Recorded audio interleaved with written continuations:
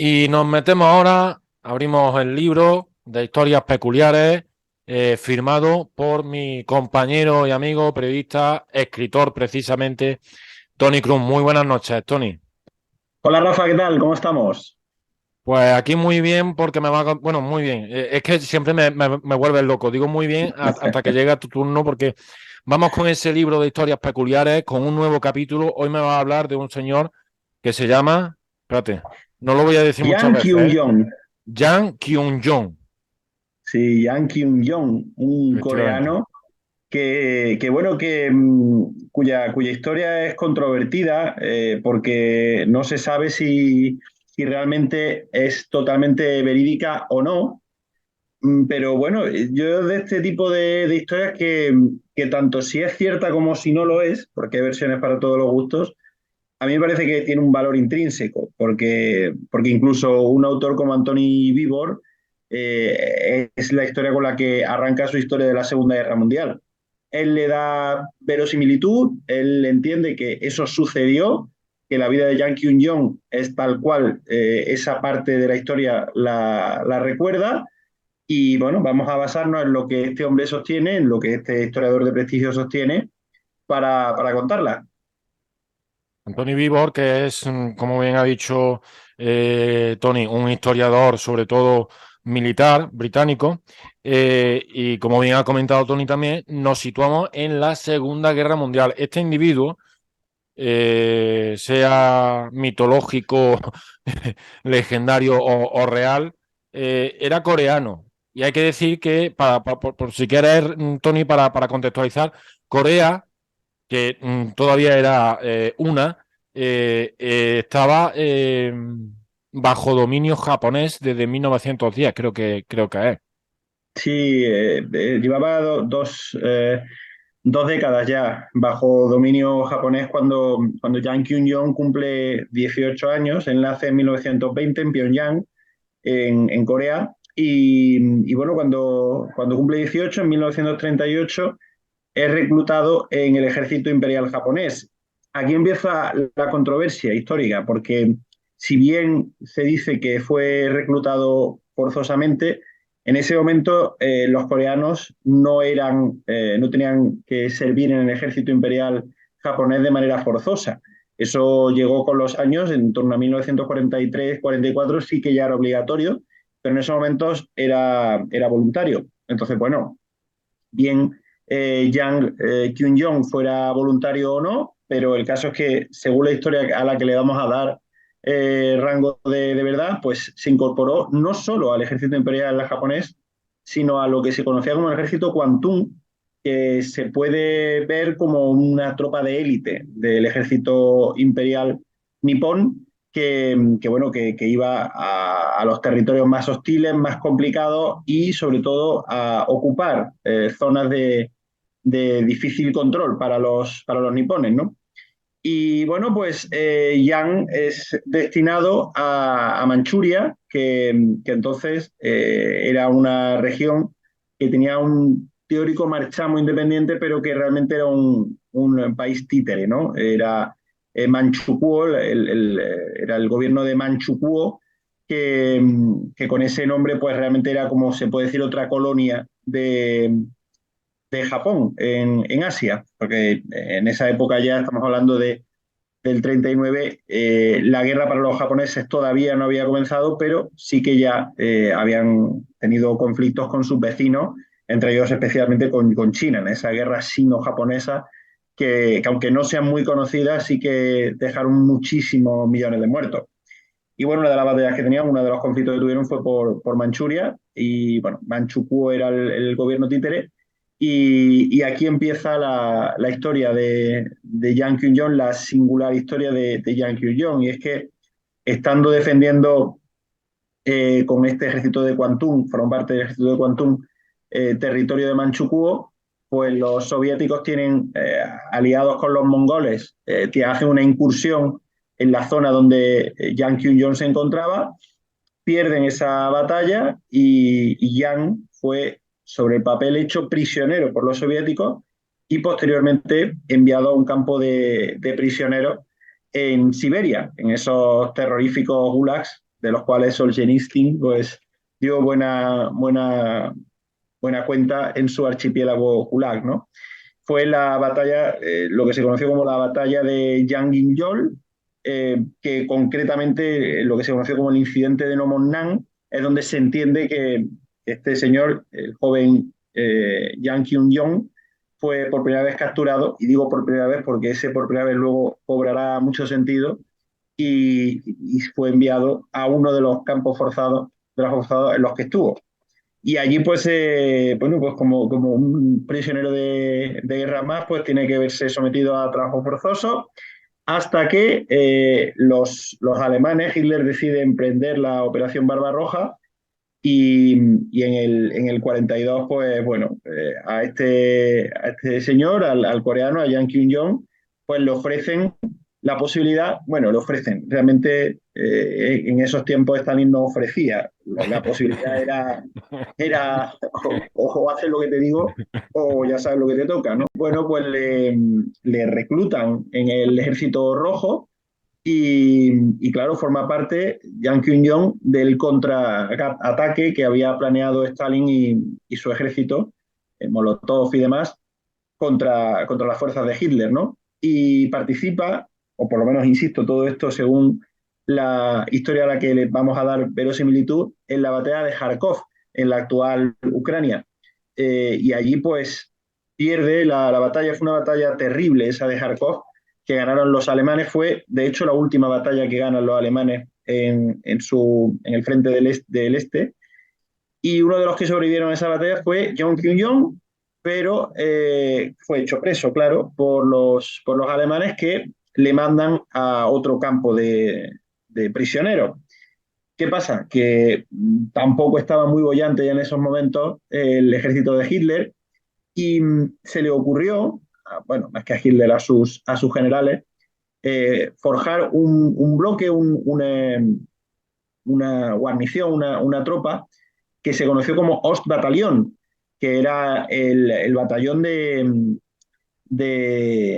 todos aquellos soldados que habían sido capturados en el frente del este, y que, bueno, pues era una amalgama de todo tipo, de georgianos, pues de gente de propia Ucrania, hasta incluso también había gente de Oriente Medio, kazajos, uzbecos, en fin, todo lo que iban eh, conquistando o sometiendo o simplemente saqueando los alemanes, pues de ahí fueron formando este Ostbataillon, que, bueno, en cierto sentido, los que a este batallón se sumaban podían tener dos principios para hacerlo. Uno, evidentemente, la mera supervivencia, porque siempre iban a comer mejor y a estar mejor tratados formando parte de un ejército que en un campo de prisioneros.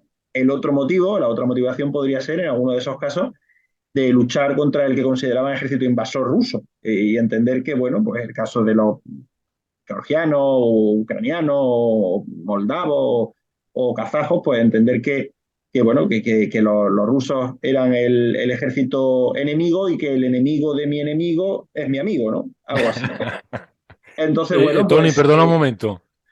Por si la gente no se pierde un poco, la Operación Barbarroja, que la han mencionado, fue el plan de invasión que quiso ejecutar Hitler sobre la Unión Soviética, efectivamente, que para mí a la postre es lo que va a desequilibrar la balanza a favor de los aliados, más que la entrada de Estados Unidos, que es determinante también en la guerra, pero para mí el fin del Tercer Reich comienza en esa operación Barbarroja, ¿no? Y por aclarar también, ¿no?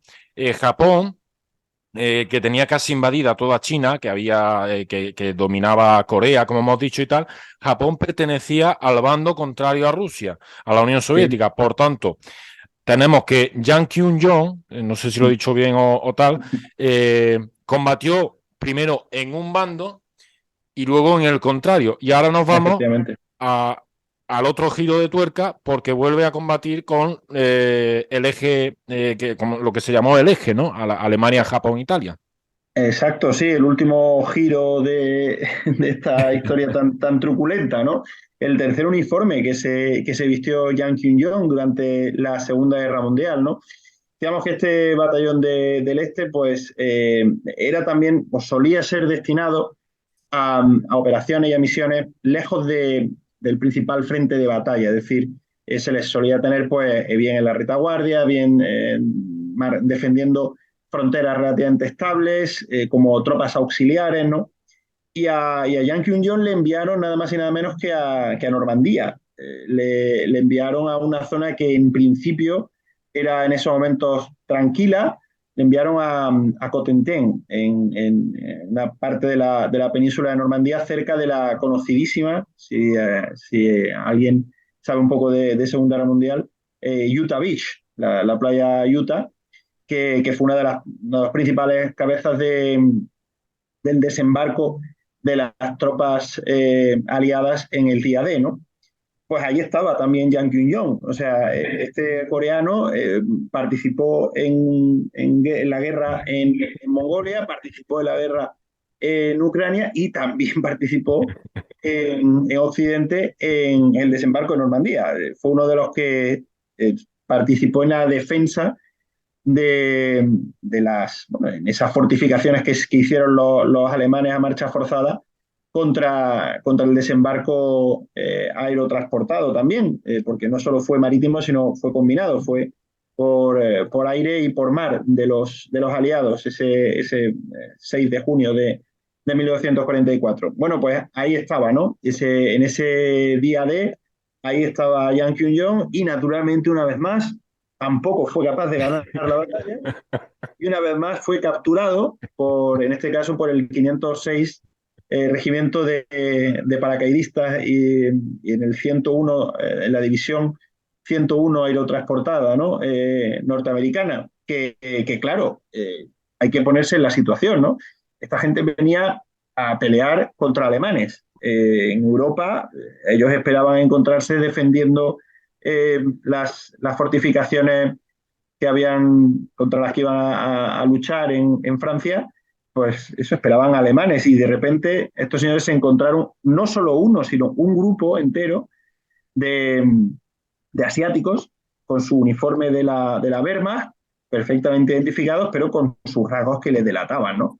Y claro, pues una auténtica curiosidad. En principio, como no podía ser de otra manera, imaginaron que serían japoneses, por aquello aunque no era común tampoco, porque aunque este es un tema un tanto controvertido también, como todo lo que estamos abordando, la relación entre Japón y Alemania durante la Segunda Guerra Mundial no eran tampoco tan fluidas como Sí, pensamos. Han dicho estaban antes en que el mismo bando, pero no, sí, efectivamente. tenían intereses muy distintos, ¿no? Has hablado antes de que la URSS y Japón eran enemigos, y eso sí, es cierto, estaban en bandos contrarios, pero la guerra, esto también es curioso porque la gente suele obviarlo. La URSS no declara la guerra a Japón, si mal no recuerdo, hasta el final de la guerra. O sea, probablemente, no sé si incluso ya en el año 45, 44, 45. El primer incidente en el que fue capturado Yang Kyung-jong fue un rifirrafe fronterizo. Evidentemente la URSS pues hostigaba de algún modo indirecto, era como una especie de guerra fría la que tenía con Mm. Japón, sobre todo porque no quería abrir un segundo frente. En ese sentido, Stalin fue bastante más inteligente Que que Hitler. Hitler, porque no quería tener un frente con los japoneses mientras tenía que contener a los alemanes en sus propias fronteras, ¿no? Entonces, digamos que era una guerra latente y al final sí que la URSS declaró la guerra total a Japón y sí que pues combatió, pues como combatió a Alemania, ¿no? Pero bueno, volviendo a Es Yang que, es que Kyung-jong, Tony, por incidir un poco en lo que has comentado, ¿no? Es verdad que hay como dos guerras, ¿no? Dentro de la Segunda Guerra sí, Mundial, que eso muchas veces se obvia, ¿no? Luego también está el frente africano, ¿no? Y todo lo que ocurrió en África, pero está la guerra en Europa, que digamos es lo gordo, pero es que la guerra, por ejemplo, Estados Unidos-Japón es casi otro conflicto, es en el Pacífico, ¿no? sí, claro, no tienen, además son dos guerras con, con, con desenlaces similares porque acaban perdiendo, pero con finales similares en cuanto al resultado. Ganan los aliados, pero muy diferentes por todo, ¿no? Aunque la crueldad de uno y de otros, pues es similar, como de otra manera. Algún día, si quieres, abordamos el tema de la crueldad de los japoneses, que no se suele hablar mucho, pero que no tiene nada que Tela. envidiar a los que tuvieron los alemanes en Europa. O sea, que los japoneses precisamente tampoco fueron unos santos inocentes en su lucha en Oriente, ¿no?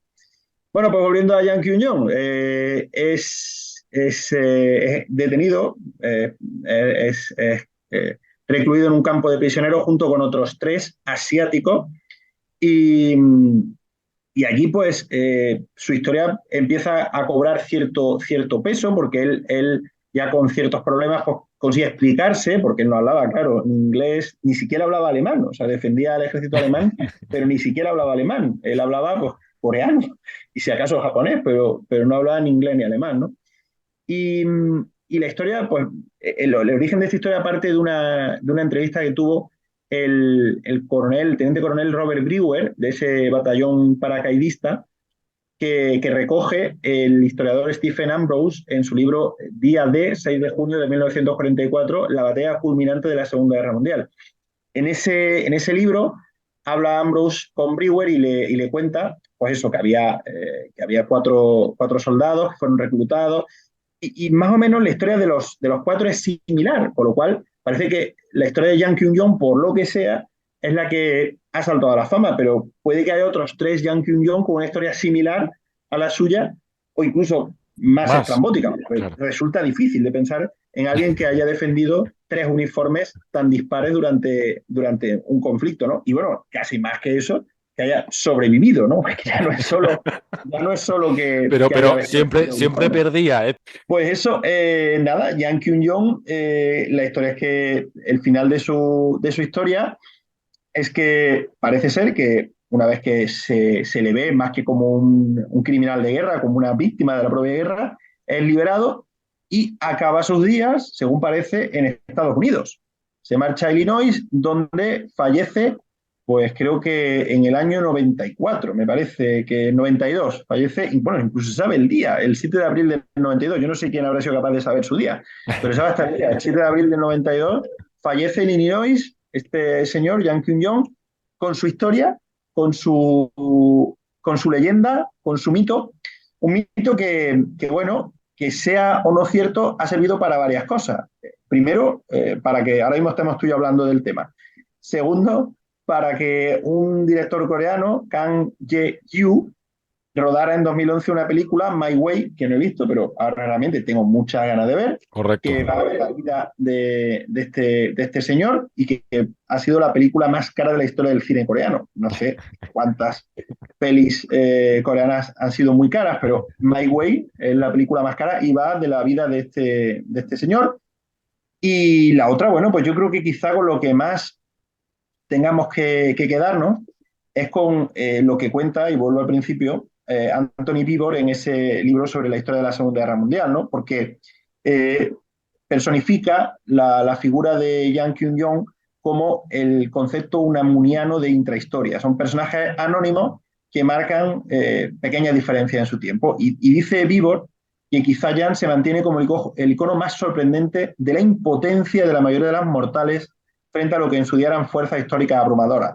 Es decir, cómo una persona pierde totalmente su condición de persona, de individuo, para verse absolutamente sobrepasado por las circunstancias de su época, de su tiempo. Como si fuera una hoja, es movido por el viento y eso hace que cruce fronteras, viva peripecias y acabe pues arriesgando su vida en Asia y en Europa y con tres uniformes diferentes, ¿no? Pues esta es la historia de Yang Kyung-jong, que, por cierto, hay quien sostiene que no es que no solo no existiera, sino que sí que pudo existir, pero que no era coreano, sino georgiano.